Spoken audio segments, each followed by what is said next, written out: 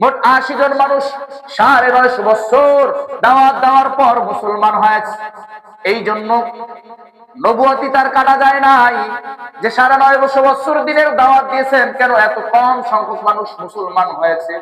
তার নবুয়তির দরজার মর্যাদাও একটু কমে নাই। এই জন্য আধিক্য দিয়া হক চেনা যায় না।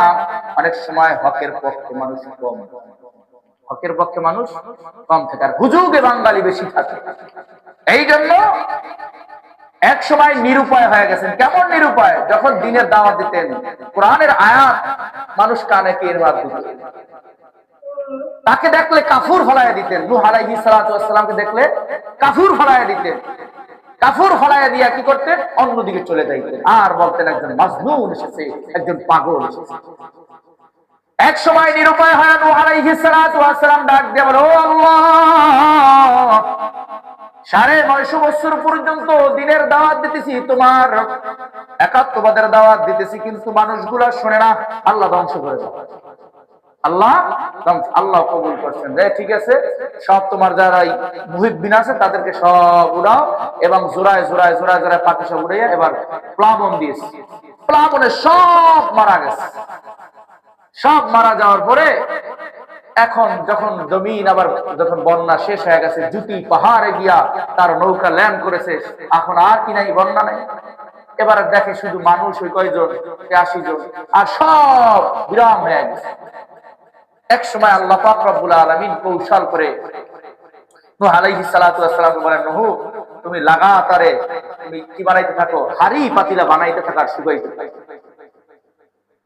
হাড়ি পাতিলা বানাইতে থাকো আর শুকাইতে থাকো। নূহ আলাইহিস সালাতু ওয়াস সালাম হাড়ি পাতিলা বানাইতেছেন, শুকাইতেছেন, আর ওই যে ইটের সাজাইয়া সাজাইয়া রাখে না কাঁচাই, এভাবে রাখতেছেন। এক সময় আল্লাহ পাক রব্বুল আলামিন ডাক দিয়ে বলে, নূহ,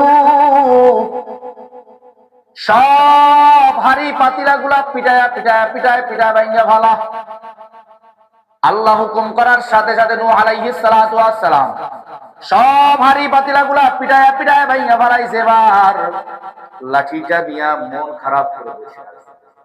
এমন সময় আল্লাহ পাক রব্বুল আলামিন জিবরাইলকে পাঠাইয়া বলতেছেন, জিবরাইল, যাও, আমার নবী নূহ কেন মন খারাপ করে বসে আছে। জিবরাইল আলাইহিস সালাতু ওয়াস সালাম সালাম দিয়ে বলতেছেন, আপনার মন কেন খারাপ?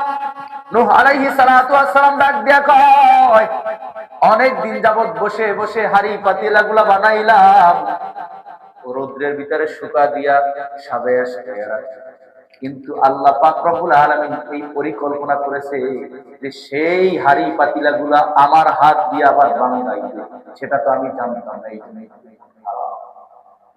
এত কষ্ট করে বানাইলাম, আর সেইগুলো আমার দিয়েই কি করলো? পিটাই পিটাই ভাঙলো। এই জন্য মন খারাপ। সাথে সাথে আল্লাহ পাক রব্বুল আলামিন ওহীর মাধ্যমে জানায় দেয়, ও নূহ, এই হাড়ি পাতিলার ভিতরে কোনো জান নাই। হাড়ি পাতিলা কথা বলতে পারে না, হাড়ি পাতিলা গুলা চলতে পারে না, হাড়ি পাতিলা গুলা কিন্তু আমার জিকির করতে পারে না, এগুলা সত্যি না। এ নূহ, তোমার দোয়া আমি কবুল করে আমার হাতে বানানো আদরের বান্দা গুলাকে আমি তোমার দোয়া কবুল করে সবগুলাকে আমি ধ্বংস করে দিয়েছি। আমি আল্লাহ তো বেজার হই নাই, তুমি কেন বেজার হয়েছে? তুমি যদি চাইতা আরো চেষ্টা করতে পারতা। তুমি দোয়া করেছো, নবীর দোয়া আমি ফেরত দেই নাই, সবাইকে আমি ধ্বংস করেছি। আমার কেমন লেগেছে জানো? আদরের বান্দা আমি ধ্বংস করতে চাই না। এই জন্য আল্লাহ পাক রব্বুল আলামিন বলেন, ইয়া আইয়ুহাল্লাযীনা আমানু তুবু ইলাল্লাহি তাওবাতান নাসুহা। বান্দা, মৃত্যুর আগ পর্যন্ত তোমার তওবার দরজা খোলা আছে।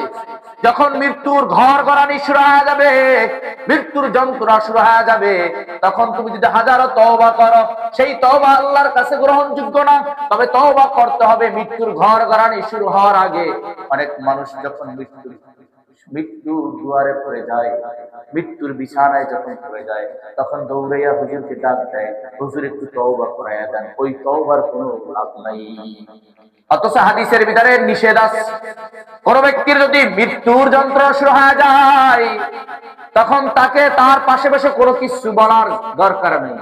অনেক সময় মানুষ জোর করে বলো কালিমা তাইয়্যিবা লা ইলাহা ইল্লাল্লাহ মুহাম্মাদুর রাসূলুল্লাহ, বলে না? মৃত্যুর যন্ত্রণা শুরু হয়ে গেছে, এই সময় বলে লা ইলাহা ইল্লাল্লাহ। হাদিসের ভিতরে স্পষ্ট নিষেধ, তুমি পড়ো লা ইলাহা ইল্লাল্লাহ, যদি নসিব ভালো থাকে সে শুনে শুনে বলবে লা ইলাহা ইল্লাল্লাহ। কিন্তু তুমি যখন তাকে জোর করো, তার মেজাজ যদি গরম হয়ে যায়, এমনি সে আছে কি মৃত্যুর যন্ত্রণায়। আল্লাহ নবী সাল্লাল্লাহু আলাইহি ওয়াসাল্লাম বলেন, মৃত্যুর যন্ত্রণা কেমন জানো? একটা জ্যান্ত ছাগলকে যদি বেঁধে তার চামড়াটা যদি শরীর থেকে খসে ফেলানো হয়, কতটুকু কষ্ট তার চেয়ে শতগুণ বেশি কষ্ট হয় মৃত্যুর যন্ত্রণাকারী। ওই সময় কি মৃত্যুর যন্ত্রণা শুরু হয়ে গেলে তাকে কি কালিমার তালকিন দেওয়ার দরকার নাই যে পড়েন, আপনি নিজে পড়েন। যদি তার নসিব ভালো থাকে সে শুনে শুনে কি পড়ে। কিন্তু জোর করলে অনেক সময় সে বেঈমান হওয়ার আশঙ্কা। সে যদি মেজাজ হারায় যায়, কিসের কালিমা?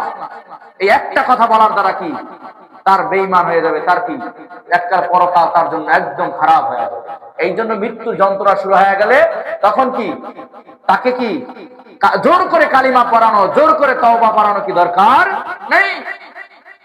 আমি কথা রেখে দিয়েছিলাম, জালেম বাদশা যার হাতের ভিতরে হাজার হাজার মানুষের রক্ত লেগে আছে, মুসলমানদের রক্ত লেগে আছে, মুসলমানদের কাছে পরাজয় হওয়ার পর ওই জালেম বাদশার হাত পাও বেঁধে ঝুলায় রাখছে। জালেম বাদশা অন্য রিওয়ায়াতের ভিতরে আছে, জালেম বাদশাকে উত্তপ্ত গরম পাতিলার উপরে শোয়া রাখছে। দুইটা ঘটনা পাওয়া যায়, এক তার হাত পাও চারটা বেঁধে ঝুলায় রাখছে, অন্য এক জায়গা পাওয়া যায় যে তাকে কি হাত পাও বেঁধে গরম পাতিলার ভিতরে কি শোয়া রাখছে। এবার ওই জালেম বাদশা মানুষের কাছে সাহায্য চায় যে আমাকে সাহায্য করো, আমি মৃত্যুর যন্ত্রণা করে গেছি, আমি বাঁচতে চাই। মানুষ তাকে বলে তুমি বড় জালেম, তোমার হাতের ভিতরে হাজার হাজার মানুষের রক্ত লেগে আছে, নিরুপায় হয়ে গেছে। ওই জালেম বাদশা আসমানের দিকে তাকায় বলে দুনিয়ার ভিতরে আমার অনেক ক্ষমতা ছিল, আমার মন্ত্রী ছিল, আমার পুলিশ ছিল, আমার আর্মি ছিল, আমার ক্ষমতা ছিল, আমি যা বলতাম তাই হইতো। আজকের মানুষ আমাকে অসহায়ের মতন ফলায়া রাখছে, আমি মারা যাইতে চাই না। মালিক তুমি আমাকে সাহায্য করো, আমি মুসলমানদের রবের উপরে ঈমান আনলাম। কঠিন মুহূর্তে মুসলমানদের রবের উপরে ঈমান গ্রহণ করেছে, বলছে আমি মুসলমানদের রবের উপরে ঈমান গ্রহণ করলাম, লা ইলাহা ইল্লাল্লাহ, লা ইলাহা ইল্লাল্লাহ। কিতাবের ভিতরে দেখলাম এর বেশি আর জিকির করতেছে। ওই লোকটা কি করতেছে? লা ইলাহা ইল্লাল্লাহ পড়তেছে। আল্লাহ পাক রব্বুল আলামিন রিওয়ায়াত দুইটা আসমান থেকে বৃষ্টি পাঠাইয়া তার ওই আগুনের পাতিলাকে ঠান্ডা করে দিয়েছে। রায়াত নাম্বার 2, আল্লাহ পাক রব্বুল আলামিন আসমান থেকে ফেরেশতা পাঠাইছেন আর বাতাস পাঠাইয়া তাকে উড়াইয়া অন্য একটা শহরের ভিতরে নিয়ে গেছেন, যেই শহরের মানুষ তাকে চিনে না, যেই শহরের মানুষ তাকে চিনে না। কিতাবওয়ালা কিতাবের ভিতরে লেখেন, কোন ব্যক্তি যদি কঠিন মুহূর্তে পড়ে যায় আর যদি সে মাওলা পাকের স্মরণ করে, আল্লাহর জিকির করে, ওই কঠিন মুহূর্তে আল্লাহ পাক রব্বুল আলামিন কুদরতি সাহায্যে তাকে উদ্ধার করবে। যেমনি ভাবে বাদশাকে কঠিন মুহূর্ত থেকে জিকির করার কারণে তাকে উদ্ধার করেছে, ওই দেশের মানুষ তার পরিচয় জানতে চায়, ভাই তুমি তো আমাদের এই অঞ্চলের লোক না, এই দেশের লোক না। এক অঞ্চলের মানুষ অন্য অঞ্চলে গেলে তখন জিজ্ঞাসা করে যে তোমার বাড়ি কই, তুমি তো আর কোনোদিন দেখা হয় নাই, তোমার বাড়ি কই। ওই অঞ্চলের মানুষ জিজ্ঞাসা করে আপনাকে তো কোনোদিন এই অঞ্চলের ভিতরে দেখি না, আপনি কে? আপনি কে? আপনাকে তো এই অঞ্চলের ভিতরে দেখি নাই। তখন ওই লোকটা কান্না করতেছে আর বলতেছে আমি বড় একজন জালেম বাদশা ছিলাম, আমার নাম অমুক। মানুষ হাসতেছে, কি কর পাগলের মতো কথা কইতেছেন? আপনার নাম শুনলে সবাই কি থর থর করে কাঁপতো, আর আপনি আমাকে গ্রামে আইসে বসে রয়েছেন, আর আপনি কইলে আর এটা মানতাম?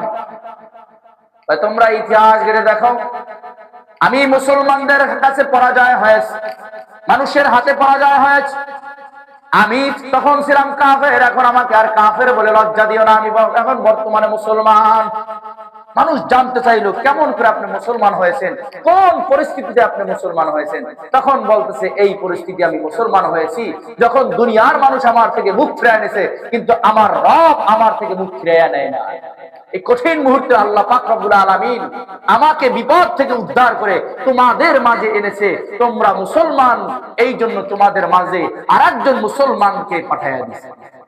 সুবহানাল্লাহ। এই জন্য কিতাবওয়ালা কিতাবের ভিতরে লেখেন, কোন ব্যক্তি যদি লা ইলাহা ইল্লাল্লাহর জিকির করে, হোক সে কঠিন মুসিবতের ভিতরে, হোক সে কঠিন মুসিবতের ভিতরে, এই জিকিরের বরকতে আল্লাহ পাক রব্বুল আলামিন তাকে বিপদ থেকে উদ্ধার করে। এই জন্য কিতাবের ভিতরে হাদিসের ভিতরে অগণিত হাদিস এসেছে, জিকির করো। জিকিরের ভিতরে ফায়দা কি জানেন? আল্লাহ পাক রব্বুল আলামিন সূরা বাকারার ভিতরে কি বলেন? জিকিরের ভিতরে একটা ফায়দা আছে। সেই ফায়দাটা কি? দুনিয়ার ভিতরে বন্ধু বন্ধুকে যদি স্মরণ করে, বন্ধু সাড়া দেয় কিনা? যদি গভীর রাত্রে, আমাবস্যার গভীর রাত্রে যদি বলে, বন্ধু আমি এই বিপদে আছি, একটু আইসা আমাকে উদ্ধার কর, যদি খাঁটি বন্ধু হয় সে উদ্ধার করবে কিনা? করবে। তা আল্লাহ পাক রব্বুল আলামিন বলেন যে তোর মায়ের চেয়ে আমার দয়া বেশি, তোর বন্ধুর চেয়ে আমার দয়া বেশি, তোর সন্তানের চেয়ে আমার দয়া বেশি। কারণ আমার মায়া মোহাব্বতকে 100 ভাগ করে একবার তার সমস্ত মাখলুকের মাঝে বন্টন করার কারণে সন্তানের প্রতি মায়ের মোহাব্বত, সন্তানের প্রতি বাবার মোহাব্বত, স্ত্রীর প্রতি স্বামীর মোহাব্বত, স্বামী স্ত্রীর প্রতি মোহাব্বত করতেছে, মাত্র 100 ভাগের 1 ভাগ সারা পৃথিবীর মাখলুকের ভিতরে দেয়া দিছি, 99 ভাগ আমি আল্লাহর কাছে রেখে দিয়েছি। জানো কি মহব্বত? তোমার সাথে আমার একটা কি গোপন একটা সম্পর্ক আছে বান্দা, যেই গোপন সম্পর্কটা দুনিয়ার মানুষ যদি জানতো তাহলে পাগল পারা হয়ে যায়। কারণ তোমাকে যদি আব্বা বলে ডাক দেয় সন্তান, তোমার দিলটা ঠান্ডা হয়ে যায়। তোমার সন্তান যদি তোমাকে মা বলে ডাক দেয়, তোমার কি দিলটা ঠান্ডা হয়ে যায়। বন্ধু যদি তোমাকে বন্ধু বলে ডাক দেয়, তোমার দিল ঠান্ডা হয়ে যায়। জানো তোমার সাথে আমার সাথে একটা গোপন সম্পর্ক আছে। আযকুরুনি আযকুরুকুম ওয়াশকুরুলি ওয়ালা তাকফুরুন। বান্দা তুমি যখন স্মরণ করবা, আমি সাথে সাথে, তুমি একবার আল্লাহ বলে ডাক দিয়েছো, আমি সাথে সাথে 10 বার তোমার ডাকের সাড়া দিই। লাব্বাইকা আবদি, বান্দা তুই আমাকে ডাকো। তোমার মাকে 1 বার 2 বার 10 বার ডাক দিলে মায়ের বিরক্ত হয়ে যায়, এত ডাকস কেন? বিরক্ত হয়ে যায়, খালি চিল্লাস, কি হয়েছে, মানে মেজাজ হারাই ফেলায়। আর আল্লাহ বলেন যত ডাক দাও, 1 বার ডাক দিবা, স্মরণ করব কয়বার? 10 বার। আযকুরুনি আযকুরুকুম, তুমি যদি আমাকে স্মরণ করো আমিও তোমাকে স্মরণ করব। তুমি যদি আমাকে কি করো? স্মরণ করো, আমিও তোমাকে স্মরণ করব। তুমিও যদি আমার প্রশংসা করো, আমি আল্লাহ তোমার প্রশংসা করব। সুবহানাল্লাহ। আযকুরুনি আযকুরুকুম ওয়াশকুরুলি ওয়ালা। বান্দা আমার স্পিকার, আমার প্রশংসা কর, কিন্তু আমার সাথে কি নাফরমানি করিস না। 1 মিনিটের একটা হাদিস শোনায় দিই। নবী আলাইহিস সালাতু ওয়াস সালাম অতিক্রম করতেছেন, এমন সময় 5-7 জন সাহাবায়ে کرام বসে জিকির করতেছে। নবী আলাইহিস সালাতু ওয়াস সালাম জিজ্ঞাসা করলেন, এই তোমরা কি কাজ করো? সাহাবায়ে کرام ভয় পেয়ে গেছে যে এটা তো আল্লাহর রাসূল থেকে অনুমোদিত না। এর আগে একসাথে বসে জিকির করার কি ছিল না? অনুমতি ছিল না। এখন সবাই ভয় পেয়ে গেছেন, চুপ হয়ে রয়েছেন, কাঁপতেছেন।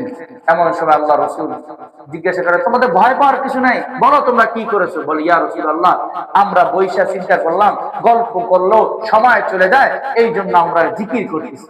মানে খুব ভালো কাজ করতেছো। সাহাবায়ে کرام আনন্দ পাইলেন। যেখানে আল্লাহ রাসূলের ভয়ে আমরা কি চুপ ছিলাম, আল্লাহ রাসূল তো সমর্থন দিয়ে দিয়েছেন। বলে, আমি তোমাদেরকে কেন জিজ্ঞাসা করেছি জানো?